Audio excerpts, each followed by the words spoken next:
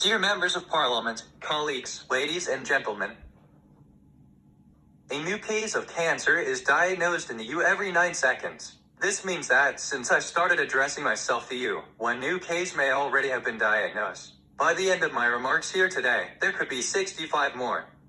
We know that cancer is one of the first causes of death in many EU member states and the second leading cause of mortality after cardiovascular diseases. Epidemiology shows that 40 of Europeans will face cancer at some point in our lives. Beyond this, cancer also has a tremendous financial impact. It places a massive burden on our health and social systems. We need to turn this alarming trend around. We must strive for more, and we must do so together, all hands on deck. A cancer diagnosis does not only affect the patient, it also affects families, friends, everyone near the patient is caught up in this tsunami. This diagnosis is the source of many feelings and emotions, of sadness, anxiety, anger, denial, even helplessness. Cancer concerns all of us, in one way or another. It does not distinguish between religions or race, sex or age, and that is why we all need to join forces to make a difference, especially if one looks at the stark numbers looming in the future which suggest cancer cases will double in the EU by 2035. We cannot be bystanders with no control over our lives or our health. As policymakers, medical professionals, patients advocates, industry and democratically elected representatives of Europe, we have enormous capacity for change. The ambitious but realistic plan that I will present next year, the Europe Beats Cancer Plan, aims to harness this collective power. So, thank you for inviting me to speak about a topic that is very close to my heart, that is an absolute top priority for myself, for this commission. I have worked with the European Parliament on cancer in the past year with positive results. I've seen this building being lit up pink for the first breast cancer awareness event in October over 15 years ago. I have spoken in this House of Democracy when the first resolution on breast cancer advocating for optimal access to care was passed. I have witnessed firsthand the good work of MEPS which changed policies and patient lives. We can now do much more. A step further with the Cancer Plan for Europe, joining forces, working in partnership to bring about change. Working closely with all stakeholders, with industry, with the medical and other professions, with patients, who should always have a seat at the table when decisions about them are made.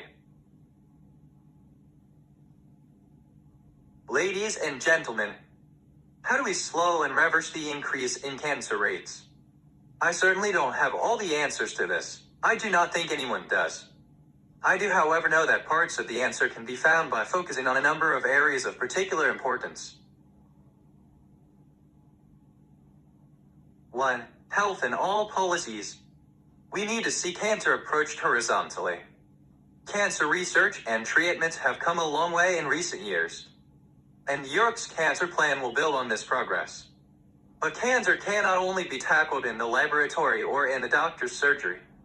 It is also addressed in schools, in the workplace, through public health policies, and with healthy lifestyle choices. Cancer is no longer just the responsibility of the health sector. For example, more and more studies are highlighting the connection between air pollution and lung cancer. We need to recognize these connections today and act decisively.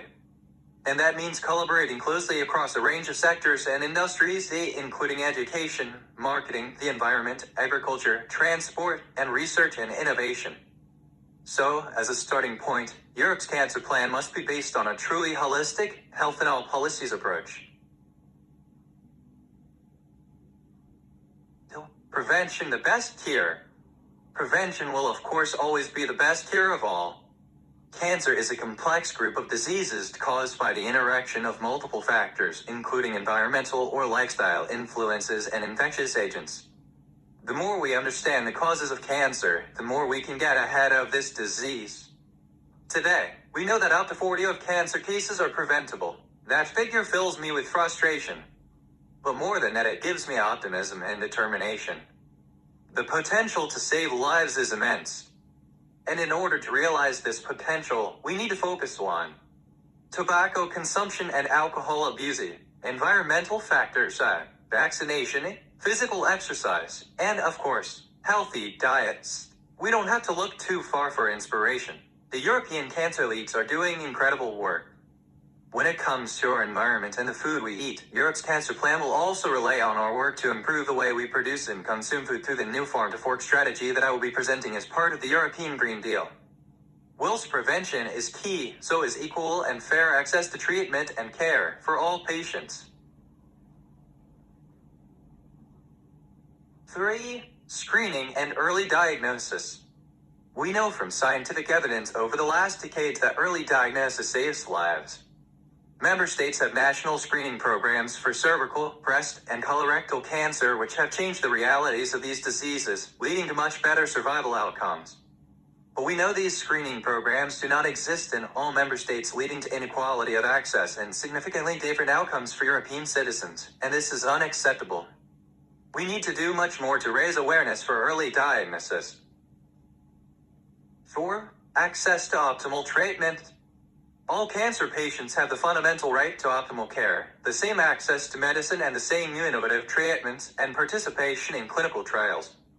I have held many discussions recently on how Europe's cancer plan should address these inequalities. It is unacceptable in a European Union that seeks to represent all of its citizens, wherever they live in the EU, whatever their age, gender, or socioeconomic background, that access to care is not equal for all. Member states, the pharmaceutical industry, payers and healthcare providers, patient advocates all have a huge role to play here. 5.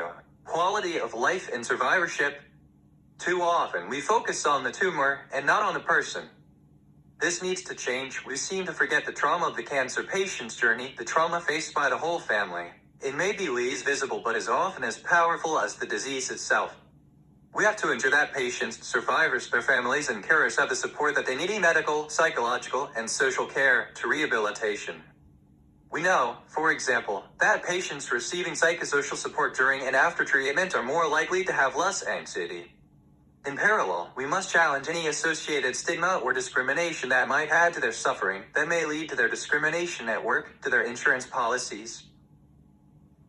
C. Palliative care. A frequent unspoken stage of the cancer patient's journey, and where inequality of access is evident across and within member states. We need to address the needs and work towards ensuring that palliative care is accessible to all. 7. Better data and health. Of course, there are other areas that will require attention too. We need to maximize the potential of a health Z, which can also help to reduce inequalities. Indeed, my mission letter prioritizes the creation of a European health data space. This will promote health data exchange and support research on new preventive strategies, treatments, and outcomes. And the plan will be closely linked with the research mission on cancer in the Future Horizon Europe program. Next steps. Ladies and gentlemen, over the past years we have broken the silence that surrounds this disease. We have achieved a great deal, but are still far from reaching our goals and still facing challenging inequalities in our member states. I myself was diagnosed many years ago with breast cancer, and unfortunately more than once.